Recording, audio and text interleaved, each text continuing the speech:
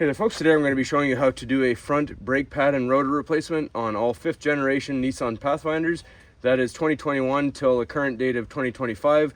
I will update the list on the title and the description if there's any further years included in the 5th generation. So we're going to go ahead and get you started with a better angle at the caliper here and show you what's up. All right, so first things first, we need to remove these two 17mm caliper bolts.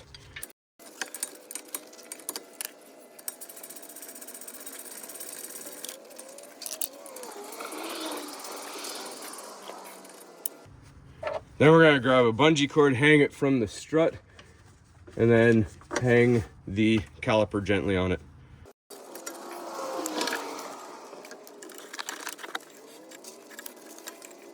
All right, next we need to remove these 21mm caliper mounting bracket bolts.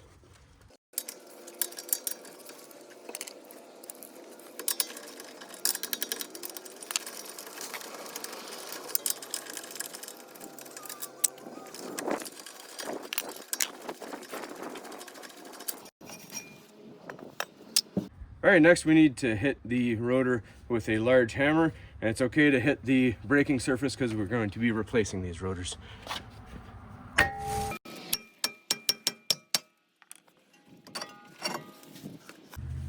All right, next we want to use a wire brush. You can use a drill powered one or a manual one. You want to get all the rust and corrosion off of the mating surface of the hub here.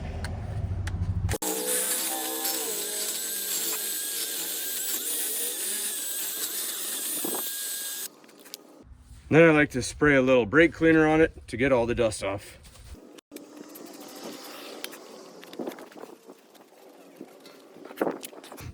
Then we put on a little silver anti-seize paste onto the hub, just a very thin layer. You don't want anything flinging off, but this will help prevent corrosion in the future.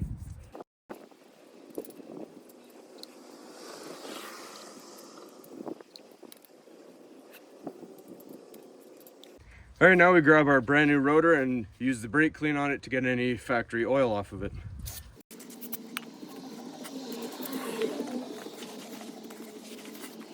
Make sure you have clean hands or gloves so that you're not transferring any grease after you've cleaned it. We're going to set the rotor on. And I just grab one of our wheel lugs to hold that into place while we're doing our work. All right, now we need to focus on our pads here. So what we're going to do is slide them on out.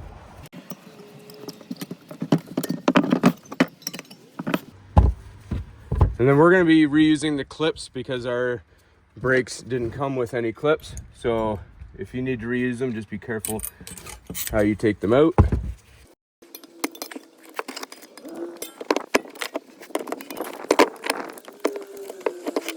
Then we're going to wire brush the mating surface behind those clips.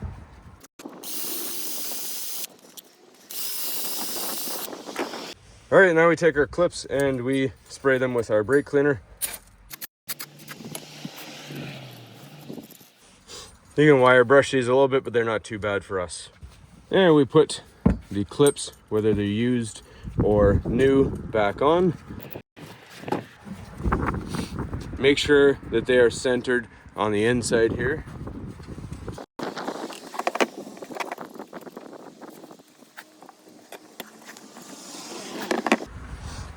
Next, we need to clean our slider pins. We're going to do one at a time because they are different. So I like to wipe the grease off, put it back in, and pull it a few times to get the old grease out. You can use a brush as well.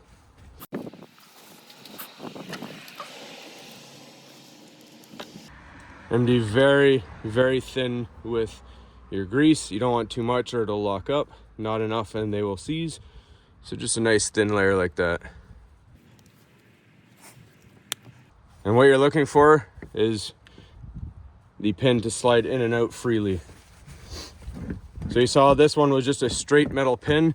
And when I said they're different, if you look at your other one, you have this black plastic piece, so you don't want to mix them up.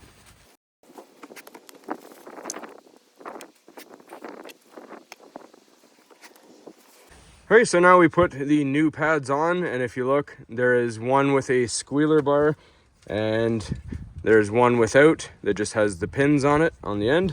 So the one with the squealer bar or the wear indicator will go on the back towards the slider pins, and you want the curve, the top of the curve, going towards the slider pins. So we're gonna grease these up just on the mating points right here.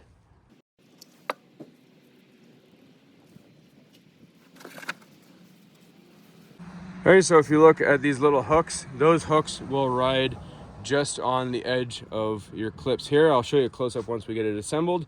So again, we want the curve right here going towards the top of the slider pins. All right, so I like to put them in at an angle just past your little lip there. Then we're gonna twist them in like that. All right, and then you wiggle them down just a little bit.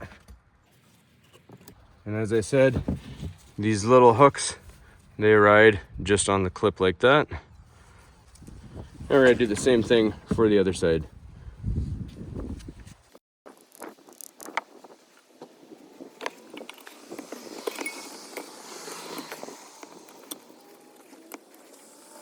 And these may bend, you can just bend them right back.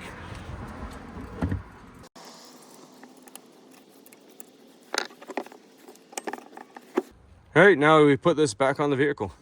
All right, so get one of your mounting bracket bolts ready. We're gonna be putting them back into the steering knuckle there. So we want to have the slider pins facing towards the back. This goes over the rotor. Start them by hand. And these will be torqued down to 125 foot-pounds of torque.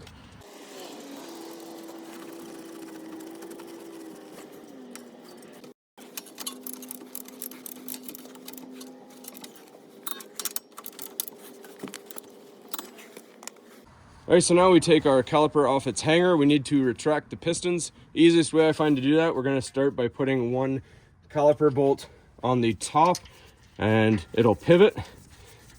We'll swing it up and then compress it. So just finger tight, flip it up like that. And anytime I do brakes, I like to use a brake pad spreader. This one's good, especially if you have dual piston, because you have to push them both at the same time. You can use a C-clamp, but it's hard to get it as you can only get one side at a time. So we put our spreader in here. We're gonna open it up and use our 3/4 inch wrench to spread the pistons back. And we have our master cylinder open while we're doing this so it doesn't build up pressure.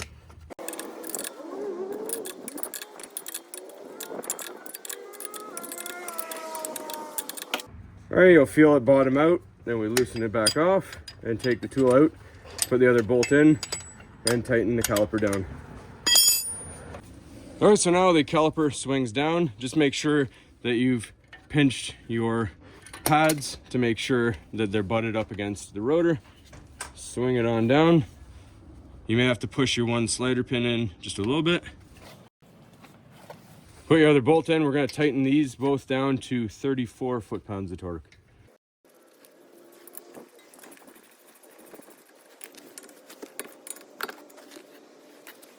All right, so that's all there is to the front service for a brake job for pads and rotors, folks.